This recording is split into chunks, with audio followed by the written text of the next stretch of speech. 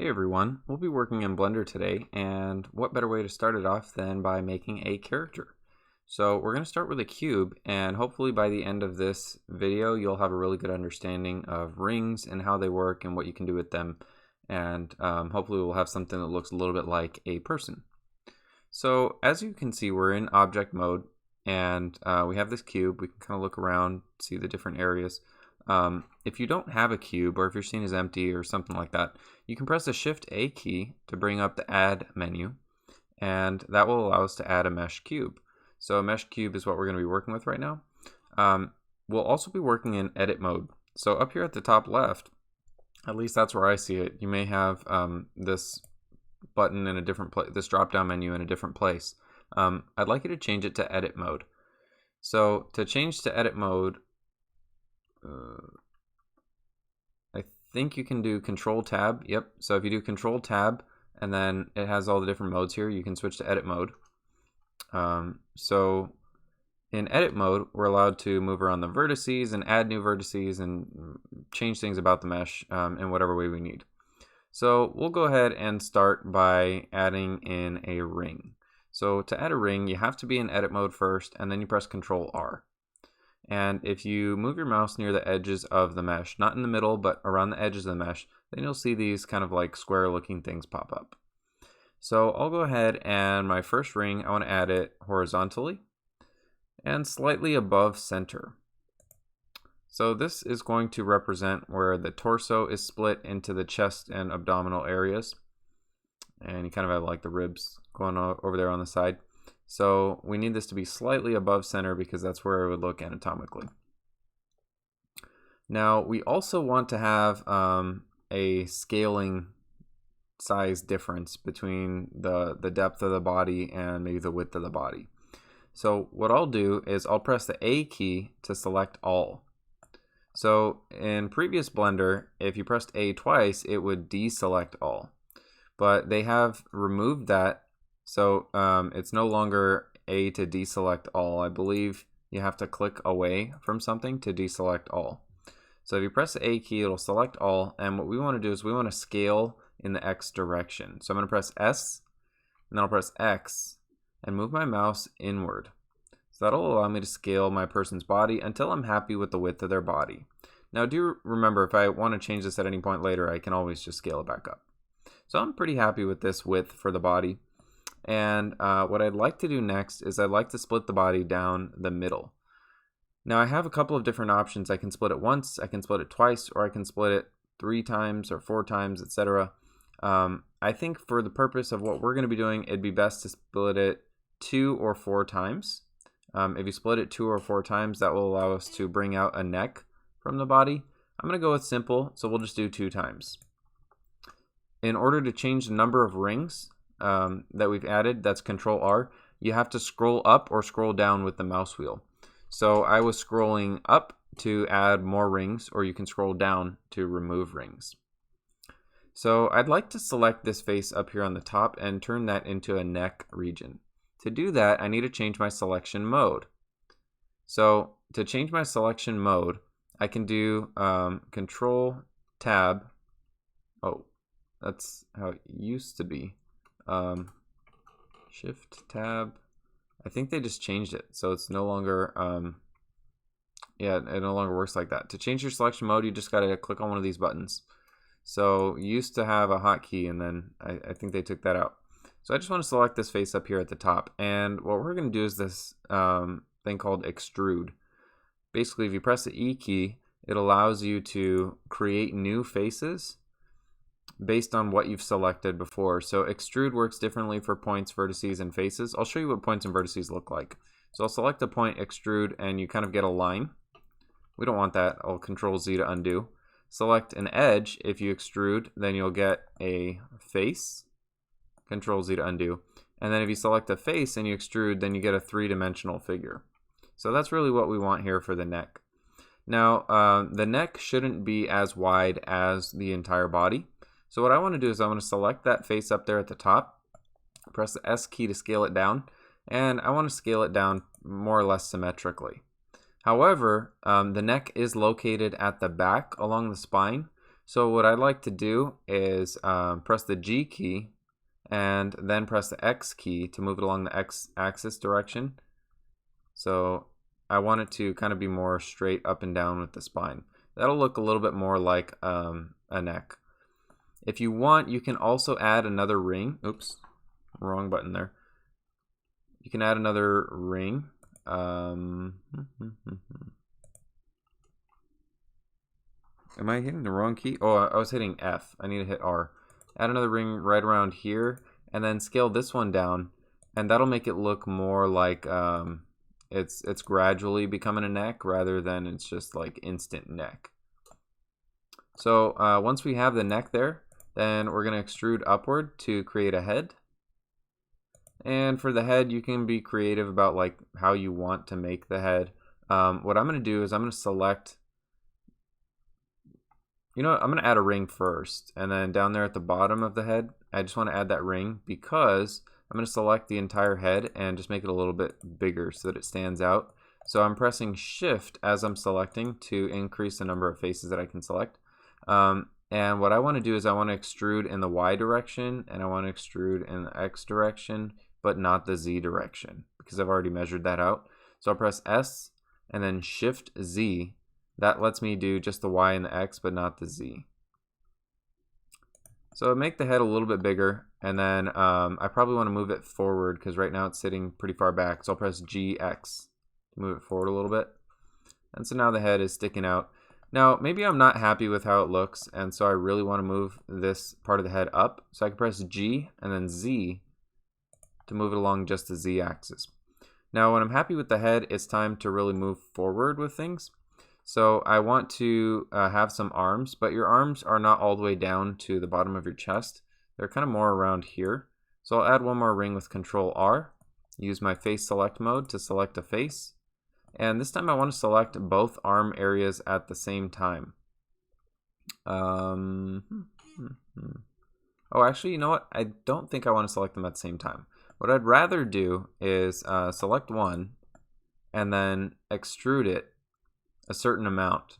And I can actually change that amount using the keyboard. So I'm going to type 1.2, and so it'll put it about 1.2 outward. And then if I go to the other arm, select it, extrude it, and I type again 1.2, it's going to put it the same distance outward. That way my arms are symmetrical. So that's a pretty cool trick you can use if you want to get things symmetrical, is you can actually type in their values. Now you'll notice kind of in the body area, the body's like the same width all the way down, and that's really not how it should be, even if it's a muscular type body. What we want to do is we want to select these two edges down here at the bottom.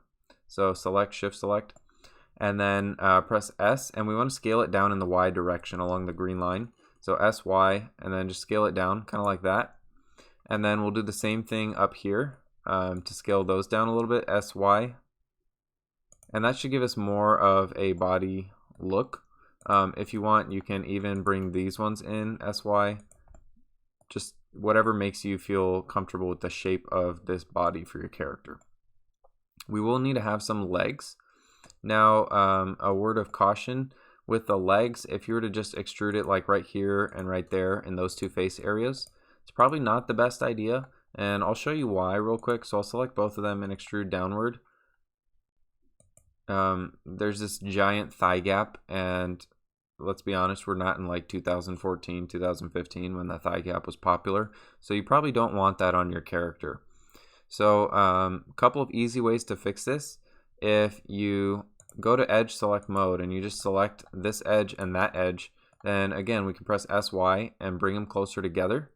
But be aware that if you do that, it creates this new geometry for the body area, so that if you wanted to add abdominal muscles here, it would look a little bit strange, because the abdominals actually get wider the further down you go rather than further up you go. So a better thing to do for the legs, rather than extruding it directly as we had it, is maybe you could take all three of these faces, extrude it just a little bit, so that way we keep the body geometry and we kind of have this belt region.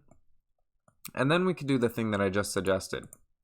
So take the two edges, bring them closer together, and then create our legs. So we have this face and that face, and then we're going to extrude those downward. And there will still be a little bit of a thigh gap, but this time it's much more reasonable. Now you'll notice I didn't type in a value because I'm extruding both at the same time, and so I'm assuming it should be more or less symmetrical. Okay, so with the arms and the legs, we only have a couple more things that we really need to add, and then we'll have a functional character. You know what? Let's play around with the width real fast. So I'm going to go to this belt region, and in face select mode, I want to select multiple faces. So I'm going to use the control key as I'm selecting, and it'll just fill in all the gaps that I need it to. So I've selected the belt region, and I just want to make it a little bit smaller. So I'm just pressing S, and I didn't restrict it to any given axis. I just made it a little bit smaller, and that gives my person a little bit of character, I believe. And then what I also want to do is I want to add some knees. So I'm going to press, oops, I did it again, Control R and add a knee. I want to do it to both sides, so I'm going to try and keep this more or less centered. If I did it like that, I don't know, maybe I like that. We'll try it out. We'll try one first. So just one ring on each side. And then for the knees, we actually need another ring. I'm going to place it not quite so high. Try and get it even. If it's not perfect, that's okay, because we're artists and we don't have to be perfect. We'll try our best, but we don't have to be perfect. So once I have the knees, then I want to select all the faces for the knee. Now this might be a little bit difficult, so now would be a good time to go into wireframe mode and select that last face. So remember, I just pressed Z to get into wireframe mode. Now for the knee, I want to scale it down a little bit, and then I want to move it forward along the X-axis. And that should give me a more of a knee-like feel for what I have in the scene there. Now I'm going to select the other faces here. Get my entire knee, scale it down just a little bit, and then move it forward a little bit. G, X, go forward just a little bit so that they're kind of in line. And then I want to go back into solid mode to view my character one more time and make sure that kind of both sides match. If it does look like the sides are not matching up for whatever reason, then I can always redo this process.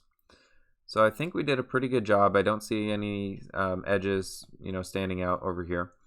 So we can move forward after that. We got our knees in place. Probably want to add some feet to our character. So let's go Control R, add a ring at the bottom, Control R, add a ring at the bottom. We're just doing very, very basic geometry here. Select the faces for the feet and just extrude the feet out. You'll want to do this together, so select both faces at the same time and then extrude those out, and we got some feet. You can, of course, edit the geometry here. Now, we probably want to also edit the arms. Currently, the arms are not quite long enough. We probably need to add a little bit more length. If you press the N key in Blender, let me find the N key on my keyboard. N. Oh, I accidentally started something. The N key gives you some data. Oh, you know what? They moved things in 2.8. I think we can get all the data that I want measure. So you can measure quite easily using this new measure tool. So we have our wingspan, 4.2 meters, and then we have our height, and we want to make sure that they're relatively the same. I got to make sure I measure them correctly though, because this is three-dimensional. Oh, I am accidentally changing things about my character. So let's do that again. I'll go back into selection and then go back into measurement. I just want that measurement to delete. Let me try and delete that one. There we go. So I want to measure my wingspan kind of like from here to here. Oh, this is tough. I've never done this before, these measurements. I strongly urge you to try it. Maybe if I change my view mode. I'm trying to get the correct view. So I pressed the number 7 to change my view mode. I'm going to try and do a top-down view and see if that helps at all. Yeah, so that gave me a much more accurate wingspan. So I got about 4.38, and then I'll do a side view. So I'm just pressing the number keys to get to top-down or side view. So number 1 is a side view. And I want to do the height here just as long as I'm relatively accurate, that's okay. So it's about 5.3 meters and 4.3 meters. We definitely need a little bit more length in our arms. Human anatomy shows that your wingspan should be about the same as your height. So I'm just going to select those faces here on the outsides of the arms. And I want to make sure that they're a little bit wider. So I'm going to press the S and the Y key and bring it out just ever so slightly. And I can always readjust with my measure tool. So that's actually pretty cool. I like this measure tool. I'll go back into the top-down view, which is number 7. And I'm just going to measure from this end to that end, just roughly. And it looks like now we're much closer to that ideal length. So now my arms look good. So that trick right there is going to give your character good looking arms in case you've had like terrible looking arms. I'm not happy with where the armpits are located, so I'm going to press S and then Y and bring them in just a bit, and then I'm going to press G and Z and bring them up just a bit, something like that. And then I probably want to also bring this edge and this edge up a bit. So G, Z. Oops, let me try that again. G, Z. And so now I think my arms look a little bit better with the model. And I want to add a couple more things. Control R. I need elbows, right? Control R.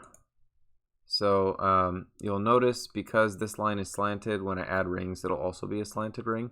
If I want that to be more straight up and down, all I need to do is select a certain edge. Let me go out of measuring mode. Select that edge and select that edge. And then if I press S, Y, and I bring it so that the lines are more straight up and down, then when I add rings, they'll also be straight up and down. So I'll go Control R. Sorry, I'm doing this in the dark. Control R. Get some elbows. And now that I have some elbows, I should be able to bend the arm.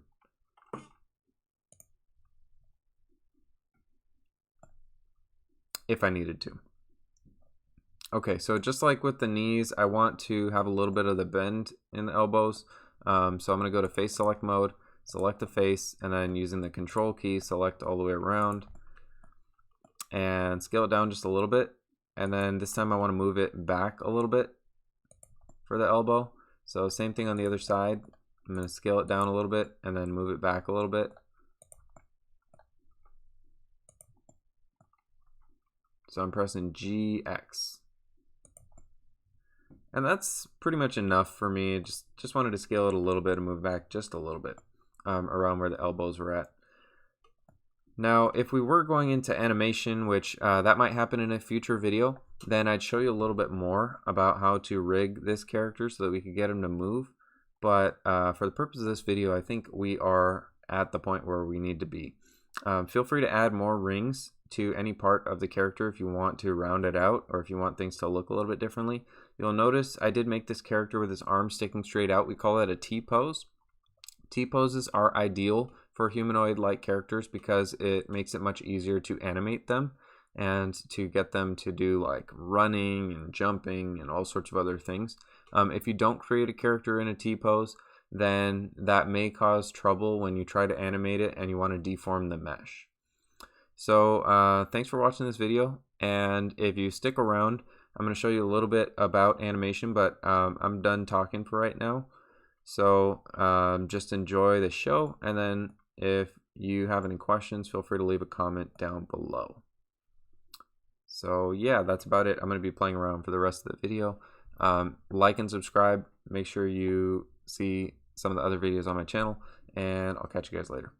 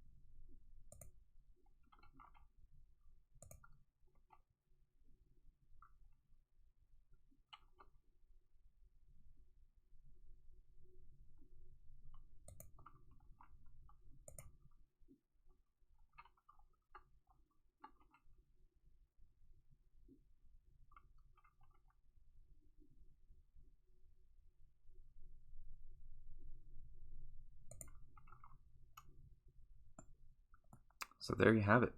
We have an animated person. I mean, not 100% animated, but fully rigged, created humanoid character. Pretty cool stuff. And we did that in a total of 24 minutes. All right, so that's it. I'm out. See you guys later.